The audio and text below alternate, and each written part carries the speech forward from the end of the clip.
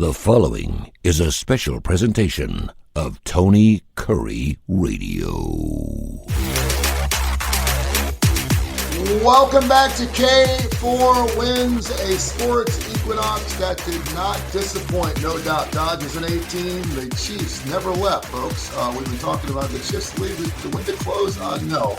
And there's only 5 undefeated teams now in college football. We'll get into the AHL, NBA, Major League Baseball, and the NFL. Yesterday was only the 32nd time since 1971 that we did have the sports equinox. That was all 4 major sports playing at one time, and it was amazing. We were just talking before the show started off.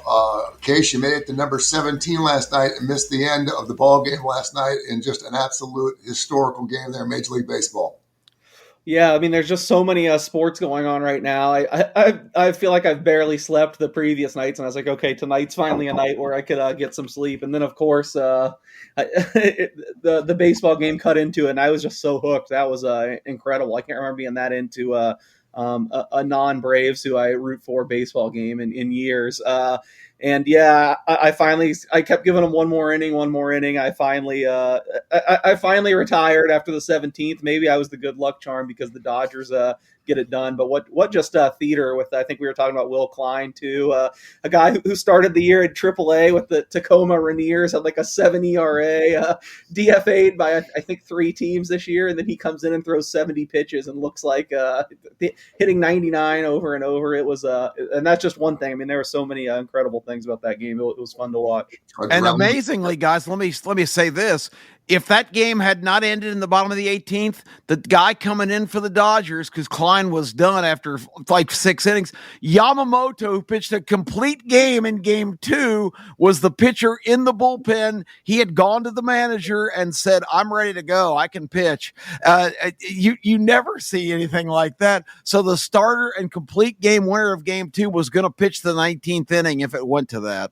It's fantastic. I mean, I absolutely love it. And that just goes to show that, I mean, I know we got pitch counts, and I know we're talking about $300 million contracts. We need to protect the arms and stuff, but, less of these guys could go. I mean, when it comes down to it, you lose, you don't play into the game, right? So, I mean, get out there and get it done. And I just love the fact that Yamamoto was willing to do that and say, hey, listen, coach, put me in for a couple innings. There's only about 6 or 7 more pitches I got to throw it out there. While that was going on, we saw the Chiefs. There's over there. Hello. We haven't left. We've had a proposal. We have a quarterback who's getting a little older.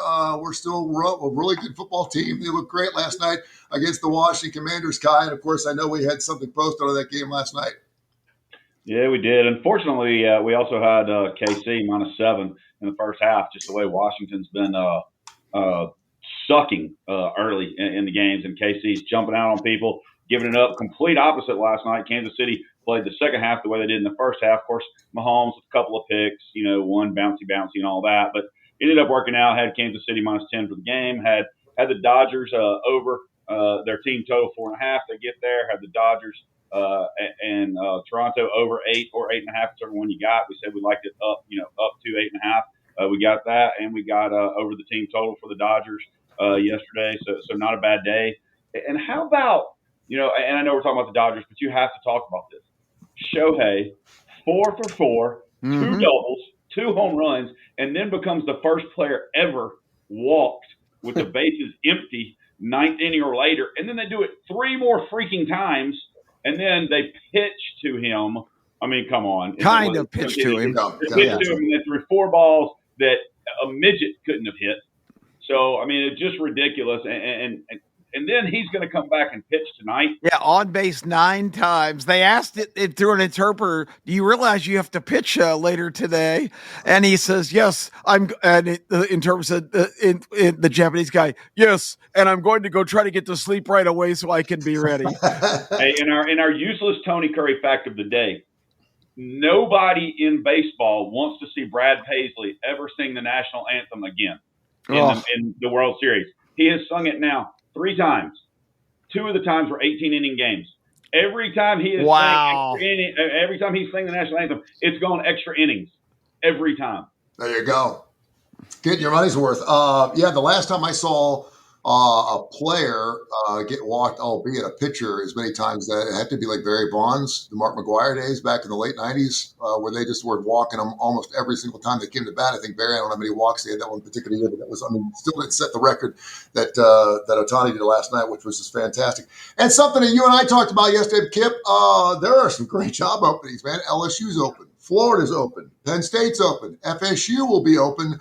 We talked about some job training and, of course, some of the big buyouts, that being the word of the day today. Buyouts, a word you do not want to see in your organization. Brian Kelly finalizing a $54 million deal, but we will certainly have a different looking tectonic plate of college football when it comes to coaching in the SEC. Kirby Smart was asked about it yesterday. He said, hey, listen, it's the world we live in right now, man. This is just the way it is, and that's what the money's doing, right? Yep. Tell Tony, tell everybody that yesterday what we talked about. What is Kirby Smart's buyout if he committed some kind of terrible offense right now and they ran him off? What is his buyout right now? Kirby Smart right now has a $118 million buyout. Lincoln Riley is second with $90 million. Isn't it insane? Kalen DeBoer has a $70 million buyout. Sarkisian $64 million buyout. Cristobal 61 and Dabo a $60 million buyout.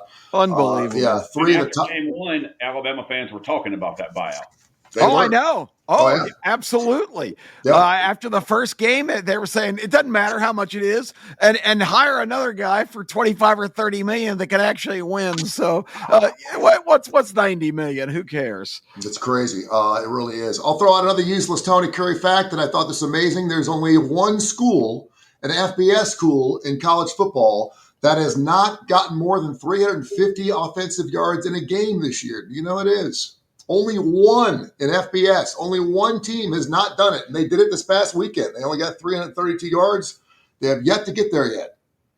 I would have guessed UMass, but that'd be South Carolina. The South Carolina Gamecocks and offensively wise are the only team in college football with the Heisman Trophy candidate Lenora Sellers. How about that? Yep, and have not gotten. Yeah, they're not going to make the playoffs at 3-5, but they have not gotten to 350 yards yet. This college football season. Let's jump into it, man. We got some great games. Go ahead, Kip. I was just going to say those preseason rankings and the top 5 favorites for the Heisman, not too accurate this year. What? I'm so glad you brought it up because I have Joe from Tuscaloosa. He emailed me a couple days ago. He said, I listen to the show every single week. Absolutely love it. He said, I keep hearing the fact that, the jury's still out. We're having a difficult time figuring out who's really good and their schedule, this thing. He wants to know, what are you guys' best 10 teams, not polls, not top 10, but what are your best 10 teams? We'll try to get to it before the end of the show so we get an idea of exactly what we're looking at, because the AP poll did not change a bit, the top 5 or 6 games. And of course, you still have Indiana sitting right there. Notre Dame's peaking up a little bit, but we'll give you our top 10 here sometime before the regular show. Let's get into it, man. We always like to jump into the SEC. Alabama with the bye week this week. And of course, we got the Auburn Tigers taking on Kentucky. I want to jump right into this Tennessee-Oklahoma game. A pair of 6-2 teams that are obviously still playing for their postseason lives. Tennessee only giving up a field goal in 56.5. You had actually the over in that particular ballgame this past weekend, and it flew over the total. But give me your thoughts here, Kai Gregory, on your Tennessee Volunteers giving up a field goal to Oklahoma. It should be a good game. Well, I'm glad to see that the SEC was watching this show last week when I harped and complained and moaned and whined about Tennessee not getting a night game and all of their road games being at night. And so finally they have a night game in Neyland. Looks like they're going to be wearing dark mode, go to all black. Kickoff temperature, 42 degrees. Oh, God. Right now in Knoxville. So finally, freaking football weather. Hopefully that'll make Mateer's thumb, mess up. He won't be able to grip the ball because if he does, Tennessee's defense is somewhere between pathetic and non-existent. And they can't tackle, they can't cover. Colton Hood is probably out for this game. So going to be the red shirt freshman's backup younger brother at one corner, and Josh Heupel's daughter's dog owner's cat sitter's big brother at the other corner. And I don't know that it matters. Arian Carter's supposed to be back, but I would take the over and roll in that game because I don't think Tennessee's defense can stop anybody. They couldn't stop the 4 of us, and Tennessee will score at home. It's sitting on. You said 56 and a hook? 56 right? and a hook, yeah. Yeah, I would already jump on that. If I had not jumped on it, like I have like 12 other games, I would jump on that in a heartbeat. Well, I will say I think Kai's right because we'd still have Case on our team, and I can tell you Case was only called on all of his football career like 3 tight end reversals, and he took all 3 of them to the house. So we still have that going for us. They probably wouldn't be expecting that call. Well, and you've got Tennessee's quarterback who leads the SEC in every category except for touchdowns to interceptions. I mean, I was looking at the things and seeing how Pavia and Chandless, and they're kicked off these big Heisman Trophy candidacies for them, and I'm like, why in the hell is Diego Pavia even mentioned for the Heisman Trophy when in his SEC games he's thrown 4 interceptions and 4 picks? Yeah. Aguilar, and don't get me wrong, I do not think Joey Aguilar should be in the Heisman Trophy race. But when you look at the stats, I mean, his Pavier's last 2 games combined, his stats are less than Aguilar's Saturday. It's like, what the hell? Now, I do think Ty Simpson is the best quarterback in the SEC stat-wise. The gauntlet they've run, and he's thrown 20 passes and 1 interception, I think that should speak for itself. One of the reasons why they're in my top 10, Tony, whether they've played anybody or it's proven or whatever not. Yeah, I think so. But you understand why Poppy is in there too. I mean, you have to have a race, right? I mean, in order to have a race, you have to have more than one person run the race, right? You have to have 3 or 4 guys. So he may not win it. Absolutely, he may not win it. He's not in the top 50 quarterbacks in passing. But thank God, but thank God they throw him in there because it gives us something to discuss. It gives sports figures all around the country, shows to talk about. So if we don't have something to talk about, we have no show. So that game very interesting. Only catching 1.5 at Texas. If you were lucky enough to get a -7, I was this past weekend. I'm done off Texas. I thought I was going to give it a shot. I said inside a touchdown. Somehow they got it done in OT and got the push. I was happy with the push. That means get off that team if you're happy with the push. But yeah, Texas giving up 1.5 to Vandy this weekend, Case. That's amazing. If you had told me that line before the season started, it was 15.5. Texas 15.5 over Vandy. If you played it before the season started, now it's 1.5. Your thoughts? I'm actually stunned. I didn't have that in front of me. I'm surprised it wasn't more than 15.5 going into the season. To be honest, yeah, it's pretty wild. I don't know. I kind of feel the same as all you guys, and I'm not usually like this. I just let the numbers guide me. But sorry for some extra noise here. But love it. Sound like fireworks. Yeah, I have no childcare this morning. Anyway, yeah, Texas. It's just so hard to back them right now. I mean, week after week, it kind of looks like, okay, maybe now this is a spot where you can buy low on them because, talent-wise, they should absolutely have a huge advantage over all these teams, and they never quite get it done. This week, it seems like the market's really coming in on Vanderbilt. It seems a lot of speculation that Arch Manning won't be out there.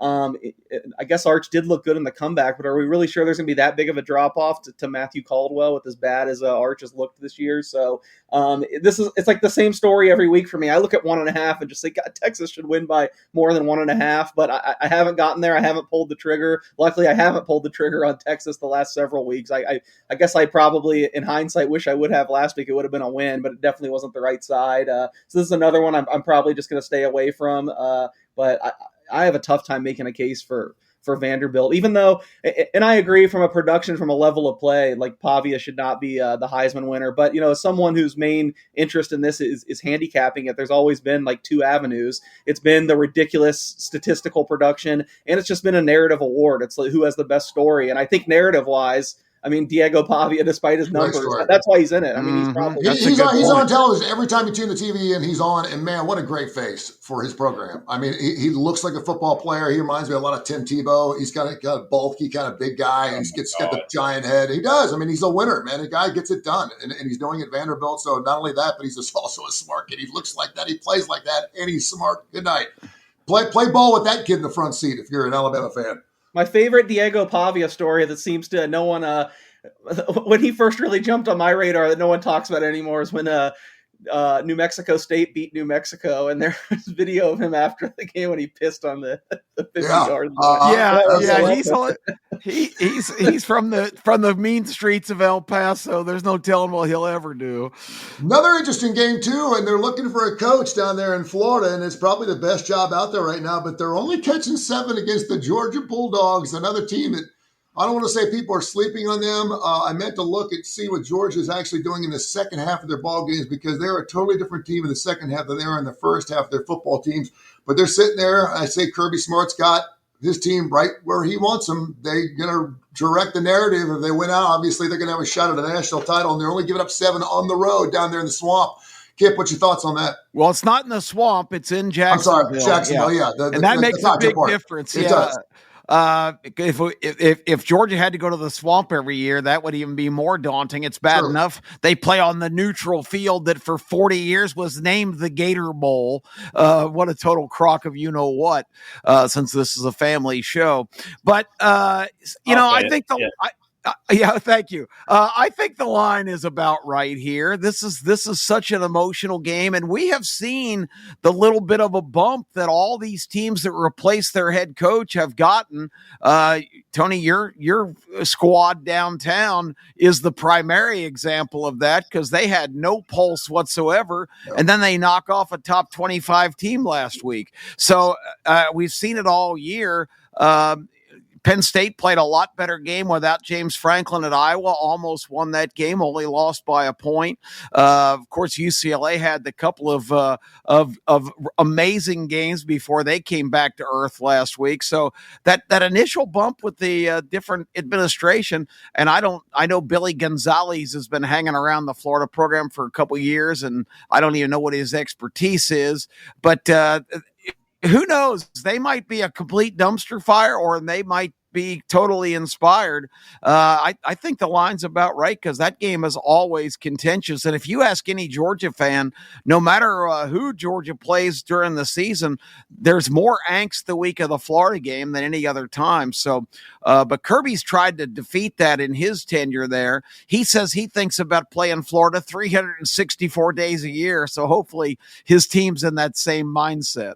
And Gunnar Stockton, of course, another one of those guys that has come on over the last several weeks. And again, a lot of it has to do with the fact that, you go 3 touchdowns and 3 picks, but if your team's winning football games at this point in the season and you got a shot to play for a national title, chances are your quarterback's going to be in the Heisman Trophy hunt for sure. Another interesting game, too, and it's funny because I've got a ton of friends of mine who are Auburn fans, and they will not say they're rooting to lose. They will not ever say that because they're in the family, and the family's got the culture, and the culture is all about winning down in Auburn. I get that. But even Hugh Freeze can't get this shit right because a lot of people were hoping he'd hang the big L again this weekend. Another reason to fire him at the end of the season. What does he do? He goes out there and gets the victory. And so now Auburn fans are like, geez, please.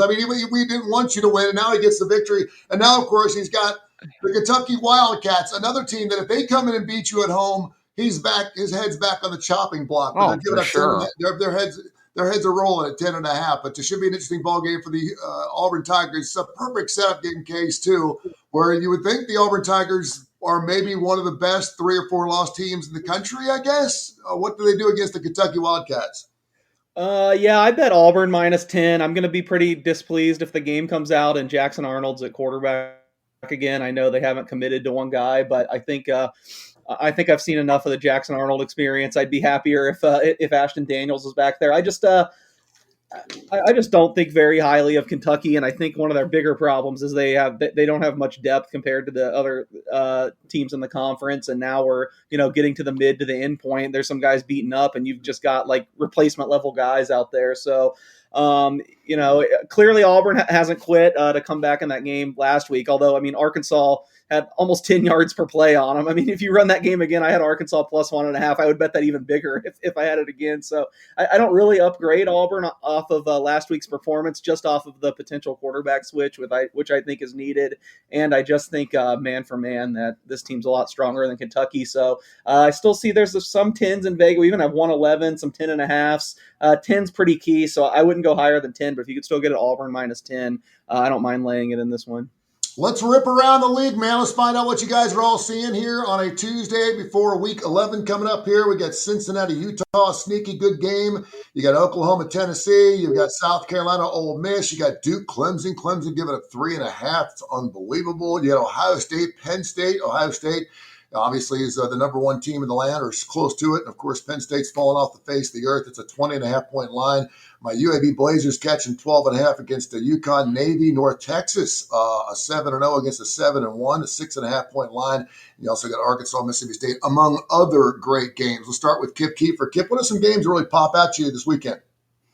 I mean, just a first glance for me, a couple that I noted here.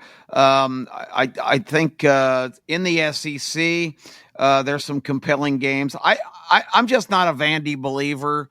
I thought Missouri, especially after Perbula got hurt in the second quarter with a broken leg, and I feel bad for that kid. And you don't want to see any kind of gruesome injury like that. But with a true freshman, that game went not only down to the wire, it went down to the 6-inch line, because a lot of people don't realize the last heave of the game that would have tied it was actually ruled a catch just outside the goal line. He came down with the ball and 6 inches away from pay dirt and a tie game, but they call it a catch, but say he's short of the goal, did not break the plane. So game over. Sorry, time has run out. Vanderbilt gets a complete a pardon from the governor and wins that game against Missouri, who's game, but I don't think Missouri's abundantly talented. I just, I don't like Texas. I think I've been very clear on that since day one when they were ranked number one, which I thought it was an absolute travesty. And you can, like Yogi Berra, you say you can look that up. I have not been on the Texas bandwagon. I even declared 3 or 4 weeks ago on this show, Texas sucks. And I think I have been backed up by that. This back-to-back, people saying they're still in the playoff chase. Maybe record-wise they are, but perception-wise, winning overtime games at Kentucky and Mississippi State, not very impressive. And I think it needs to be pointed out too, and I'll stop the preaching here, but Texas, Arch Manning did not bring them back. He led them to the couple of scores that got them within 7, but it was stupidity by the Mississippi State coaching staff, just like the week before. The Kentucky coaching staff. Texas has one game breaker player on their roster. It's Niblett, the punt returner. And what in the world are coaches thinking to put the ball in the most dangerous player's hands in when the game's on the line? They punt it right to him. He runs it back 79 yards. That tied the game. It was not a grand Arch Manning drive down the field. So, it's just stupidity. Kick the damn thing out of bounds. This is like a Deion Sanders or a Devin Hester or a Rocket Ishmael. You don't put the ball in those guys' hands when the game's on the line. It's just idiocy. So anyway, Texas is terrible, but I suspect back in Austin, they haven't been there in 3 or 4 weeks.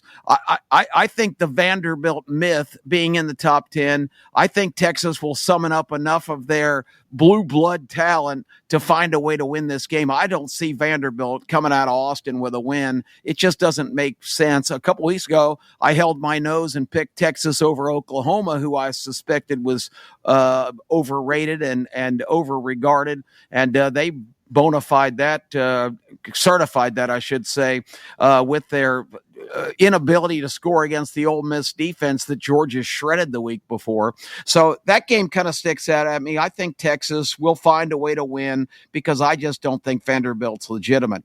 I'm kind of intrigued by another game. Miami goes to SMU. SMU pounds Clemson 2 weeks ago and then inexplicably loses to Wake Forest. But Miami is a little sketchy right now.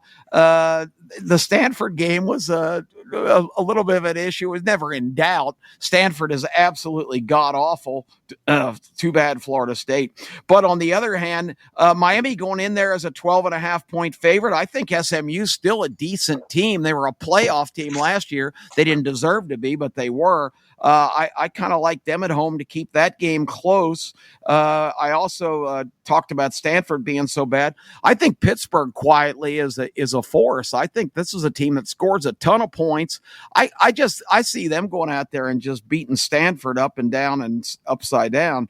I like Kai's team, Tennessee against Oklahoma. I think they're pretty much done. The myth, and again, you guys hear me rail all the time, and today I've decided I'm not going to rail, but Oklahoma, the number one ranked defense in the country. Well, that myth was destroyed last week because they had no answer for Ole Miss's offense either. I just don't think they're a very good team right now. And I think Tennessee is sneaky good in terms of the overall discussion about who the better teams are. Their losses to Alabama and Georgia, if they had a field goal kicker can make a 42-yarder, they beat Georgia. And against Alabama, if they don't throw a pick at the goal line, 99-yard return in the last play of the first half, if they go in and score, make that 16-14, I think that game goes to the wire. And I think Tennessee would have had a really good chance to win that game. So I think the Volunteers are a lot better than people think. And that's pretty much my list of the games that got my attention this week, but should be interesting. And I'm looking forward to us discussing our top teams because I imagine there'll be some differences there. Yeah, there certainly will be. And you mentioned when you say Texas sucks, I'm not going to go as far as in Texas sucks. They pretty much suck. Well, they've lost 2 games, one to Ohio State and one to Florida. And Yeah. They did be go. Just hold on, you can pick them in your top 10 if you want. Okay, or not. I'm not going to. They've only lost 2 games on the season, and there's the 2 decent teams, and of course Florida being one, Ohio State's the number 1 team in the land. That's the other. They lost by 9 and 7 points. So listen, I'm not going to say they're a juggernaut. I'm not going to say they're going to win a national title. They're getting it done, and Steve Sarkisian's got time to figure it out and make it happen. But again, I look at that line and listen, my dumb ass took them this past week, and I got by the hair of my chin got the push. I just cannot believe that this team, all they have to do is win the football game and get the win against Vanderbilt this weekend, and it's just egging me on to take them again, and I've taken them 3 weeks in a row. So they are 2-6 against the spread. So certainly not my pick is for sure. Kai, what's some teams that jumped out to you this particular weekend? We're going through both of them, but any other games that really are kind of tweaking your brain a little bit when it comes to, wow, this looks like there's some good value here? Yeah, before I get to Saturday, I got to say, I mean, there's some good games during the week. If you like to gamble, there's some great games. This UTEP Kennesaw State game, I know it's a 10-point line tonight, but I really like that game. Some of the things that have gone on. James Madison tonight against Texas State. James Madison has just been scoring points here lately. Their defense is a lot better. I mean, you've got a Friday night lineup, Halloween night, a pretty good lineup with Memphis at Rice, North Carolina, and Syracuse, Sam Houston, and La Tech. But good Lord, the 11 o'clock slate Saturday in college football: Duke, Clemson, Penn State, Iowa, Army, Air Force, Vandy, Texas, Rutgers, Illinois, Central Florida, Baylor, Miami, SMU, West Virginia, Houston, UAB, UConn. I mean, North Texas and Navy. That 11 o'clock slate is just gigantic and huge. I don't have enough TVs in my house to watch all the games that I want to watch at that day. No matter how many TVs you have, I mean, it's going to be. It's finally, to me, and Kip's talked about it a lot. To me, finally, we've got a lot of games we can watch at 11, and then at 2:30, and the 3:15, and the 6, and the 6:45, and finally we have something where actually we have at least 1, if not 2 or 3 games during each time slot that you want to watch and have to watch. Mm-hmm. Yep. Yeah, I mean, 11 o'clock games, always Big Ten sucker games, 13-6 every single day every week. And this week we have some great games at 11 o'clock. Case, what are some games that have popped off? I know you like to get on some games really, really early. What was the first game you bet on this week? Well, I don't know if it was the first, but you guys are probably sick of me saying this. This is ever since the Arkansas game, every single week, the openers, I've hit the same team the biggest right away because, spoiler, when we get to the top 10, I think they're very prominently featured. People are going to say that they have 2 losses, but I slammed Notre Dame again, opening a 28-point favorite at Boston College. I love the way the Irish are heading. They've covered every game I've done this. I know a couple of you guys last week were against Boston College. I didn't join, but you kind of got Louisville's offense just isn't very inspiring, but still they outgained them by like 4.5 yards per play. They just couldn't get in the end zone. So maddening. Very misleading score. BC is still in complete free fall, and I think style points matter to Notre Dame right now. They know it's going to be an argument to get into the playoff depending on how things work out. I just think that they're crushing everyone. So once again, it was in the first handful. I don't know if it was the very first, but I laid 28 with Notre Dame. I still think it's around there. It's probably safe to bet to 30 in my opinion. Another one, I guess, related, because one of the teams I did that with was when USC visited them, and USC did give them a scare, actually. I think USC might have covered the close. I think it might have closed like 12. They only lost by 10. This is why I talk so important about getting the best lines. I think I laid like 8.5 with Notre Dame, and they covered that, but not the 12. it's I mean, it makes me feel sophomoric. I think I wrote in my column, it's like the stupidest analysis, but USC has just not been the same team on the road 3 years straight. They've been way more. Their splits are just insane between how good they are at home or on the road. So I was pretty surprised that they opened a full touchdown underdog to Nebraska, who's been a big letdown, but USC's defense has struggled. I think Nebraska will be able to score on them. I mean, to not even to just be able to hang with them. I liked in one of the other bigger games. I liked taking the 7 at home with the Cornhuskers. There you go. All right, well, let's get into it. We're halfway through the show, and of course, we got some NBA to get into, and obviously, we're going to really hit the college football the hardest every single week because everything else is so topical. We are on Tuesdays and Fridays at 10 o'clock. We can be games. Like Kai said, there's games every single day of the week, so we're going to jump on those. And if you want to know what those games are, you want to play a game on a Wednesday night, go to K4Wins.com. K4Wins.com. We give you updates, despite the fact we're not doing an actual live show. You can check our shows out on Tony Curry Radio. They're live on every single show on YouTube, so you can check our shows out live, get your plays where you're going, and of course, go back to wherever you find your favorite podcast. We're a major industry owner on all those things. We're on Audacity, we're on everything, so check that out. You can get after it. In no order. You can do an order if you want. I don't really care. But, Case, I want you to give me your top 10 college football teams right now. Not in a poll, not rankings. But if you had to take your top 10 teams right now, regardless of record, and you wanted to have a 10-team playoff, what are your top 10 teams? Well, I'm glad you gave that preambles. It baffles my mind that people still can never understand this. But it's a completely different exercise if you're looking at this the way I'm looking at it. Like I want it predictively. I want going forward who's going to be favored over who on a neutral field. My poll would be totally different if I was an AP voter. You have to, see to what happened on the field. So my top 10 would not be the same. But I'm looking at it more from an analytical standpoint, more from like I said, what would happen right now and what the betting market would think. And I kind of teased it earlier. I know people aren't going to like this, but there's literally one team in the country right now that would open a favorite on a neutral field over Notre Dame. You can say what you want. You can be mad at me. That's just the facts. And that's how I have it too. So I have Ohio State number 1. I just think in terms of pure team strength, there's no one else I would favor over Notre Dame right now with the direction they're headed. So I would have Ohio State, Notre Dame, Indiana. Then I think the 3 SEC teams are the next bunch. You could make an argument either way, honestly. I would probably go Texas A&M, then Georgia, who I think really underlying number-wise outplayed Alabama in that game. Again, not based on results. I would have Alabama higher than Georgia if I was voting in the poll. But just pure, if Georgia and Alabama played on a neutral field tomorrow, who would I pick to win? I would pick Georgia slightly. So I'd have Ohio State, Notre Dame. I'm doing this off the top of my head, so if I forget someone and it's glaring, you can yell at me. But Ohio State, Notre Dame, Indiana, Texas A&M, Georgia, Alabama. I feel like those 6 have to be in your top 10. Betting market-wise, numbers-wise, they're so far they've kind of created a little bit of separation. I shouldn't say so far because it's still a pretty crazy college football year. But I think those 6, then we can start making arguments. I might go with Oregon probably next. Then I honestly think Texas Tech needs to be in there. Their only loss was without their quarterback. He's going to be back this week, apparently. It's going to be interesting to watch this week if he's actually back, if he's actually healthy. Baron Morton seems like they might be rushing him into it because Hammond got hurt this last week. So they're really banged up is the only concern I have with Texas Tech. If they could somehow get healthier, I think they're right up there, but I'll still put them in my top 10. What would that make them? 8. Oregon, 7, Texas Tech, 8. 9, 10, man, you can make a lot of arguments. I still think I'd go Miami in the top 10. I mean, a 4-interception game, and they still barely lost to Louisville. I think at the line of scrimmage, they're the best team in the nation. There's no one you're going to take in the trenches, both sides of the ball over Miami. So I'll probably have Miami at 9. 10, really tough.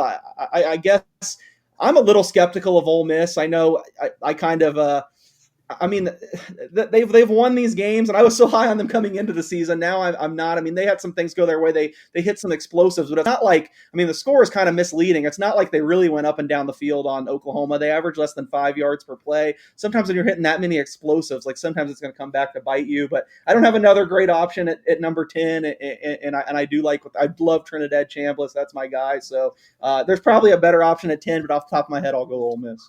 I'm going to go Ohio State, no doubt. You got to go Indiana. I'm starting to believe in this football team, and just based on, listen, I look at lines too. I mean, it would be really interesting. You should do an article on the top 10 powerful teams in college football. In other words, teams that would be favored over whoever they play, because obviously there's going to be some teams that are outside the top 10 that would be favored to beat a team in the top 10 if, in fact, they were playing that team.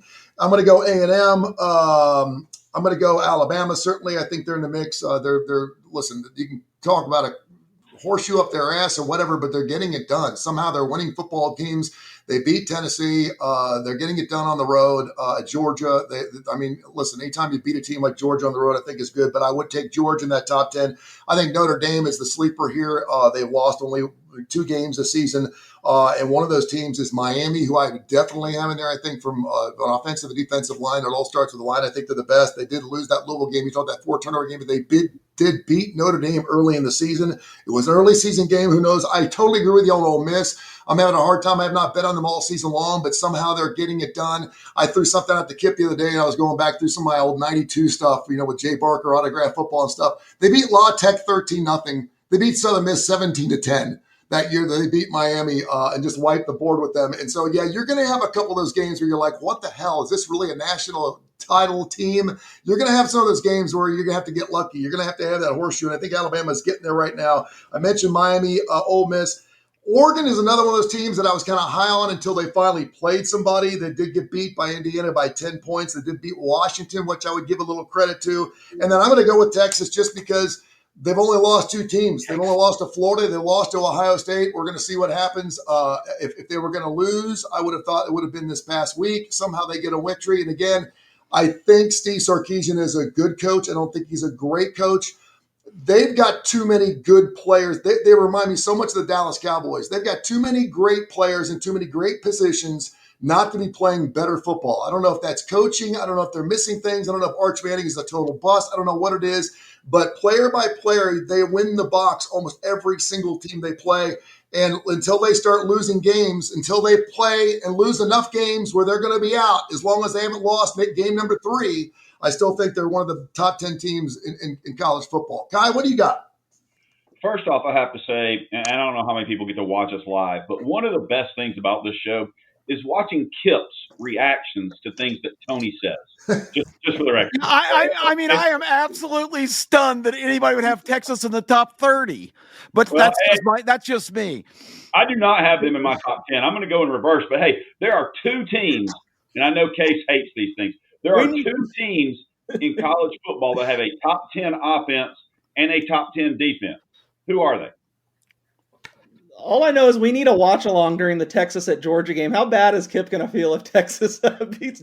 We need a watch of watching Kip's reaction. Not going to happen. Not going to happen. We should do a Peyton Eli with Kip and Tony. We should do a Peyton Eli. This is the team that had to go to overtime against the 2 bottom feeders in the league. Kentucky, look at the difference between what Tennessee did to Kentucky and what Texas did.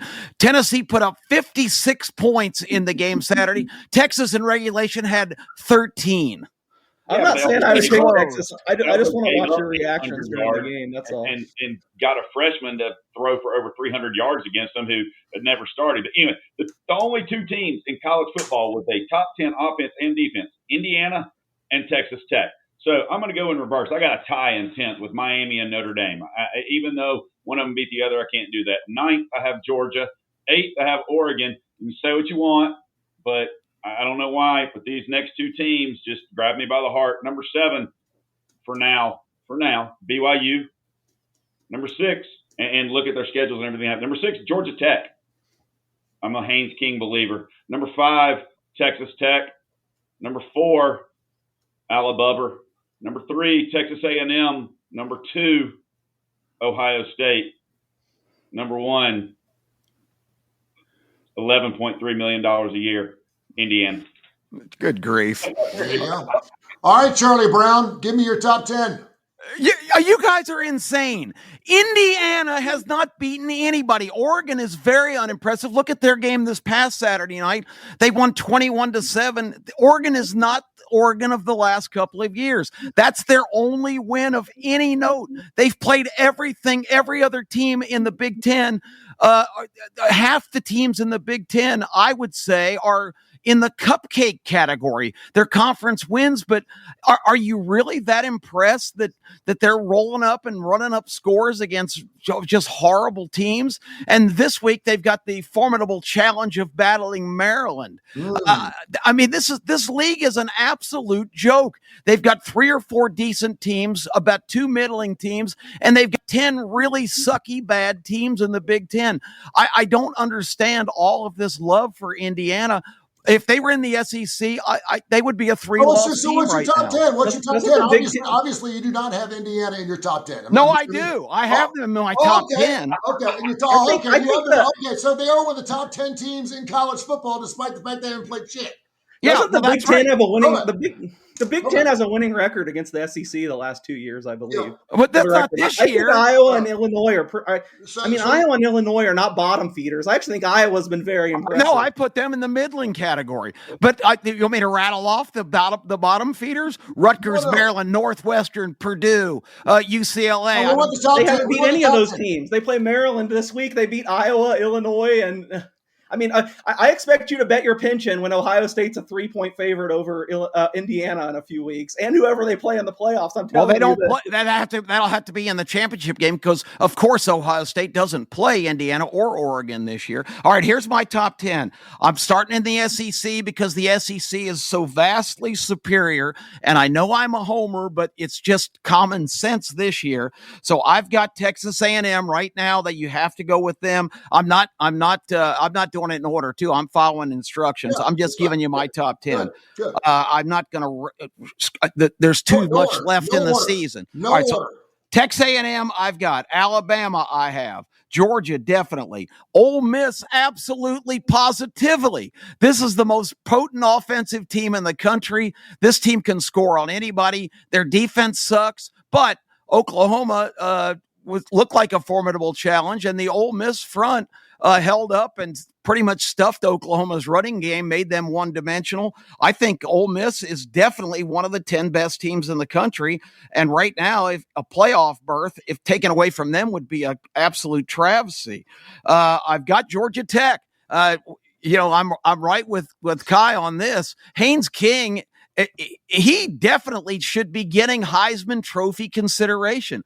I know he's in his 11th year in college football, but this guy is in his 12th and asking for his 13th.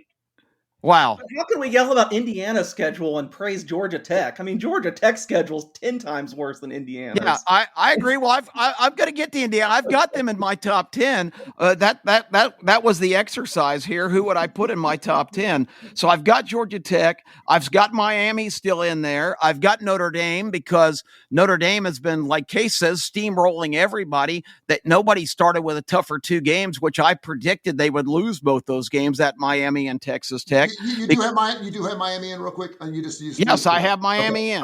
Okay, I've just got a couple more. I've got Notre Dame in. Yep. I've got, of course, Ohio State and Indiana as we get to the Big Ten. Grudgingly, I don't think Ohio State's played anybody of note because I don't consider Texas of note. And Indiana, their signature win again is against Oregon, who I don't think is that good this year. And my 10th team is Texas Tech because I just think the upside of this team is pretty severe. And, I really think maybe we haven't even seen their best play yet. We'll see if their quarterback coming back this week. And I've got these teams right on the fringe. Tennessee, Oregon, and Louisville are all teams that I would consider. So that's. I would argue with Tony what he said about Texas, man for man. Everything. If Texas Tech is healthy, who has a better roster, position by position, everywhere with what they've done? Who has a better roster than Texas Tech? Or Case on a neutral field, what would Texas line be? Their line play is fantastic. God, Texas just gets so much respect. I actually have Texas Tech a favorite right now, so I think they'd be like at full strength. They'd be like a 3-point favorite, but I wouldn't be surprised if I was wrong. As Texas has still gotten a lot of respect. This was a fun exercise. I was kind of skeptical as I was doing off the top of my head, but we were all really similar. I just think you guys are. If we're doing predictive, the actual best teams, and I love Haynes King too, but it's insane to have Georgia Tech. I mean, Georgia Tech, Oregon, who you guys, I think, don't have in. Oregon would be a 14-point favorite over Georgia Tech, honestly. Well, this is my top 10. You can say that's ridiculous, right, but I know, but that's my top 10 right now. And okay, will change next week. Absolutely. But I think I'm doing it like an AP voter. Yeah, I don't remember Tony's, to be honest, but because he was first. But I think me, Kai, and Kip had 9 of the 10 same teams. So we were pretty similar, honestly. I had Ohio State, Indiana, A&M, Georgia, Alabama, Notre Dame, Miami, Ole Miss, Oregon, and Texas. Yeah, so you've got at least 8. Yeah, we're all about the same. So and really, BYU, he's the only one that had Texas. It gets down. Listen, when you get down to 8, 9, and 10, and again, that's what I wanted to do. I wanted just 10 teams. I didn't want it in any particular order. When you get down to 10 teams, then you're starting to muddle with the Georgia Techs and the Haynes Kings and the BYUs who are still undefeated, and you can even throw a Navy in there. Memphis until a couple of weeks ago. Certainly, South Florida's had a really tough schedule. I'm not saying they're one of the top 10 teams, but you look at their schedule. South Florida could play with anybody. For me, I mean, I'm not saying they're going to beat Ohio State, but if they're playing someone in the SEC, I think it's probably a 7-point ball game. So are they one of the top 10 teams? Maybe. And then, but the only reason, and listen, this has bit me in my betting ass over and over and over and over again, and I just can't seem to learn. But I look at a team like Texas, and I buy in early in the season. I see a number 1 team, and I'm thinking, when is that? I've seen the switch thrown too many times in college and professional football. I'm like, when the hell is a switch going to be thrown? And they haven't found the switch yet. They're still in the dark. They're still bumping their head. I cannot believe with a coaching staff like Steve Sarkisian and that crew who had a preseason Heisman Trophy guy. Yes, I know he's only got the name. He's all he's got is Manning. But I can't believe even his lineage, even his loins. I can't believe his nutsack isn't enough to get him to play better football just because he's got the name Peyton Manning or Manning behind. I cannot believe he can't throw the football even. That being said, I do think they're getting better and better incrementally every single week. And I wouldn't want to play. I don't know anyone who wants to play Texas. I don't. You ask anybody, do you want to play Texas? They'll go, oh, hell no. I don't want to play Texas because they know that is a bomb ready to go off. That's all I'm saying. Yeah. So I'd have to put them in top 10. I'm a little more skeptical, I think, of you at this point, but I will say, I mean, they have 20 plus guys that are going to be in the NFL if you go not just this year. So if you're playing an upside play that it clicks all together at some point, that still makes sense to me. I just haven't seen it yet, and I'm sick of being let down week after week. I hear you. They can't run. They can't run the ball. Their quarterback is not ready for prime time. I would have never taken 7.5. I had to buy the half. There was no way I was going to take over 7 against Kentucky. And quite frankly, the myth that Texas has a great defense completely blown to shreds this weekend as Mississippi State ran up and down the field and put up 38 points. Yeah, until that game, I think they were averaging like 7 points a ball game. Mississippi State definitely did figure something out this weekend against that Texas defense. So if you want to figure out how to beat the Longhorns, man, go check out that game because that tape is invaluable. It's an unbelievable. Go ahead. I stand by my earlier declaration. Texas sucks. We got you written down. Let's see if the voters feel the same way. We'll see what happens about 4 or 5 weeks when the CPA pool comes out or the CFP comes out, and we'll see what happens. And again, I'm not going to go as far as saying. And I picked them to win this week. I want that noted. I picked them to beat Vanderbilt this week. I don't think they win at Georgia, and I don't think they beat A&M. Yeah, that's kind of like saying Christy Brinkley sucks. You know what I mean? Like she's not where she used to be. Why on what planet is Texas? She has been. We've been betting on her for a long period of time. She's still smoking hot for her age. She's still unbelievably beautiful. But you're sitting there saying that Christy Brinkley sucks. I'm not ever going to say Texas sucks. But you're talking about the brand Texas, Tony. You haven't watched the games apparently because the Texas team that's been on the field is terrible. I mean, they're not good. I appreciate the passion. I have one question. I'm just curious. What would you make the line right now? Texas at Georgia in 2 weeks or whenever it is. Texas at Georgia. I want Kip's line. Kip's line. Texas at Georgia. Oh yeah, Texas at Georgia. What's the line going to be? Right as it stands today, if that game was this Saturday, I'd make Georgia a 8-point favorite. I'd be 7.5. So we're actually in the same range, despite me being more forgivable of Texas. We're almost the exact same. Yeah, I think they'd be 7.5. Somewhere between. It's still an SEC game, so you're not going to hear me get nuts on that. But because the SEC lines head to head are more like NFL games, you don't usually. That's why I stand by my declaration earlier in the year too. When you get a home dog that's double digits, you play them in this league. South Carolina this week, another example of that. that. All right, we got a dozen minutes here. I'm going to let you guys kind of take this where you want to go. We can talk some NFL. We can wait till later this week and do that because obviously we still got 6 days out. We have the Thursday night game coming up. Major League Baseball, we had the 18-inning jabber last night. The Dodgers up 2-1 right now in that series. And, of course, we're only going to go on Friday. We're working on getting a third show, by the way, on Coastal Sports Network. When that happens, you can even see us even more. And Angel will make that happen for us. We have NHL. I know how much we love the NHL, but do the people really want to talk about it? Of course, we got the NBA. It's going to be a very, very long season. Anywhere anyone wants to go, anything else jumping out at you guys, and I'll let you take it where you want to go. We gotta get ready for next week. Everybody needs to think about it. Also, I mean, you got college basketball starting. We had some good games this week. Tennessee and Duke the other night. Tennessee completely revamped team from the past. Duke looked okay, but not incredible. But I cannot wait for especially Thanksgiving, and I'm a huge fan of the holiday tournaments that they have that a lot of these coaches are for some reason getting away from, which I totally disagree with. I love the fact that these guys playing huge games in November. I think that's what they should do. Case, what's the schedule in Vegas this year? I'm sure that tournament's going to be loaded. Yeah, they have that new Players Era tournament, whatever now, where the winner gets a few $1 million in NIL money. It should be fun.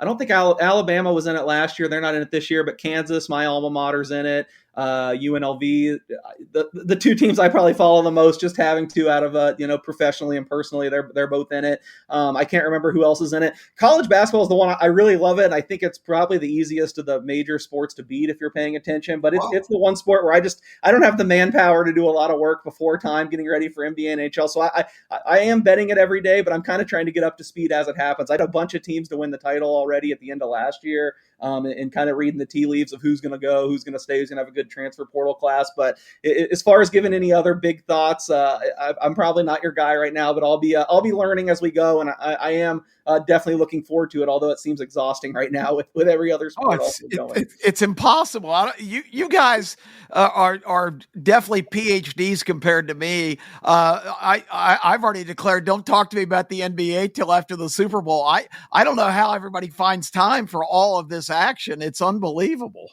I will say this, and I asked Case before the season started going into the college and professional football season, I asked him for all of his futures on his over-under on wins during the regular season, and I tried to play as many as I possibly could. If I put $200 or $300 on each play, I probably would have had about $7 or $8 grand out, so I couldn't do that. So I picked some of his best plays, and I've always been a believer in you, Case. I mean, you're out there working with the Las Vegas Sun. You're right there at 0.0. I mean, you feel it.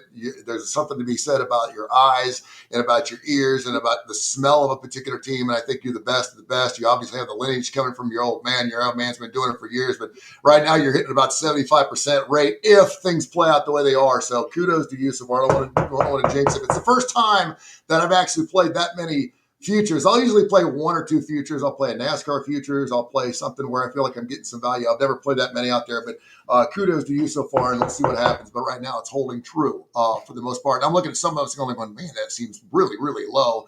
But for every time you've got one, say, and I played the Clemson over 9.5, and of course that came back to bite my ass. I actually like the fact that I lost that in week 4. I don't have to worry about it now. My Cincinnati Reds future bet was something I was biting my fingernails on because, it's that game where you have it circled pretty much the entire season. And then at the end, it comes back to bite you in the ass. And those are the worst kind of losses. And the Reds almost did it to me, but thank goodness it came through. So what else kind of stuff, you guys? I totally agree with you, Kai, man. College hoops is by the far, and by the way, for the NCAA, that is where they make their money, man. That is the moneymaker for the NCAA. It makes 3 times what college football and the CFP makes, just because of the brackets and everything else. So there's a lot to be said about what happens in college basketball. And I'm, as a UAB fan, they've got 12 guys. 12 new guys. I went and saw them play Vanderbilt the other night, and yeah, they lost by 12. It was an exhibition game. If Andy Kennedy, talk about extensions, can win 20 games with this team, he deserves to have a career contract with the UAB Blazers. They should keep him as long as they possibly want. Anything else you guys poking out to? Anything else interesting you want to get into? And of course, we'll get back in the National Football League. A lot of interesting games. I did want to mention, we didn't talk about it. Kansas City Chefs haven't gone anywhere. I know. They're. I think this year they think they're 6-4 against the spread. Last year they were 8-11 against the spread. You're not going to make a lot of money betting on the Kansas City Chiefs. It always comes out to about 50-50, maybe 40-60. But they still are a very formidable, good team. They got great coaching from top to bottom. They still have Patrick Mahomes. They still have Kelsey. They looked fantastic last night. If you were thinking to yourself, I know Washington's banged up, but they had Samuel come back. They had a couple of great players. Their wide receivers came back last night and absolutely shut their ass down last night, giving up 7 points. I thought that was really impressive. Any thoughts? Yeah, I mean, I kept saying I needed to see it more from the Chiefs, see it more, and then at least in the second half, once they got rolling last night, it looked it looked pretty good. So definitely feel like you have to be a believer now. Really interesting game this week at Buffalo. Of course, I say I'm a believer in Kansas City now, and I've already bet Buffalo +2. I just think that's about a pick 'em. I think that's going to be a great game, and it's not going to change the way I feel about either team. I will say the Chiefs all of a sudden are a lot healthier than the Bills. The Bills still have some defensive guys banged up. I know Matt Milano, who they're on off. When Milano's not playing, their defense has been pretty pedestrian, and they've been good when he's been out there. He didn't play last week, so huge NFL game. I believe it's Sunday Night Football. The Chiefs are always on. Maybe it's not. It might just be an afternoon game actually. But yeah, that should be a fun one to watch. I'm glad for the positive report on my win totals. I was kind of worried. I hear some people say they like to bet win totals because they like to be on the edge of their seat and monitoring every game with how they are. I actually have to kind of go the complete opposite. I just feel like it clouds me too much on a week-to-week basis. So I kind of place them and for not totally, but for a large part, forget about them and kind of check in the last. No, listen. That's why I don't play the stocks. If I play the stocks, I'd be in the paper every single day, and I have to go. And so I promised myself to wait till week 9 before I'd even look to see where I was at. And for the most part, there's a couple like Clemson is a total loss. Alabama still has a shot at 9.5, but there's a lot of games. There's a lot of them that it'll play out by the end of the season. And I went team by team and looked at what they had left, and most of us have about 4 games left. So I think you're spot on. Yeah, and I did peak this week actually at a few. I thought I was having a bad win total year, to be honest, and maybe I still am. We'll see. I think the SEC I'm doing pretty poorly actually. So that's maybe we talk so much about the SEC that I was worried about that. But then I looked at some other conferences and I'm like, man, I'm in great shape here. So we'll see how it plays out. And maybe the SEC I'll get lucky some. I think one of my biggest bets was Missouri under 7.5, which should have been a sure loser. But who do they have their quarterback now? People forget, like Sam Horn was the starter in week 1. He got an absolutely gruesome injury. All the reports were that he outplayed Prabula in training camp. Now Prabula's hurt. I mean, I don't know who they have left. I know Zollers is the kid's name. He's a true freshman. So I don't know what they're going to do now. Bad timing for Drinkwitz because I know you guys don't necessarily believe in him, but he's definitely on the list for all these jobs. And I think he's going to get one of them. I think he's going to get one of the major jobs. So we'll see what happens. I mean, if they get crushed all these games, it's got to hurt his candidacy a little bit. Let me ask you guys real quick. We talked about Florida's open, LSU's open, Penn State's open, Florida State will be open. Lane Kiffin's name is coming up, obviously, for everything. He was on the Levitard show yesterday as well as McAfee and said, listen, it's not about the money. It is about the money. He said, Jimmy Sexton says it is about the money. Shut up, Lane. Let me do my job. You do your job. Yeah. Lane says he'll go whatever. He has been at Ole Miss for 6 seasons. It would surprise the hell out of me because there's too many big jobs open for him right now. Where do you think Lane Kiffin goes? Is it Florida? Is that it? I mean, if they don't screw this up, is he going to be the Florida coach next year? Lane Kiffin will be head coach at the Florida Gators next year. You can take it to the bank. Okay. Anybody else got any thoughts on that? I will say this: if you're Auburn, you do not want to fire Hugh Freeze right now because you're not going to get the first 5 guys. They're going to go to Penn State. Nope. I don't know if you get him anyway. We talked about that yesterday. Kip and I talked. Auburn. We went through the listing. Well, Auburn right get Kiffin. I'm talking about anybody. Yeah, I know. Your top 5 coaches out there.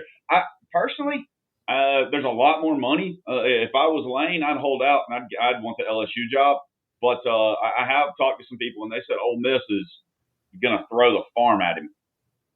Yeah, and listen, can he win a national championship at Ole Miss? Damn straight he can.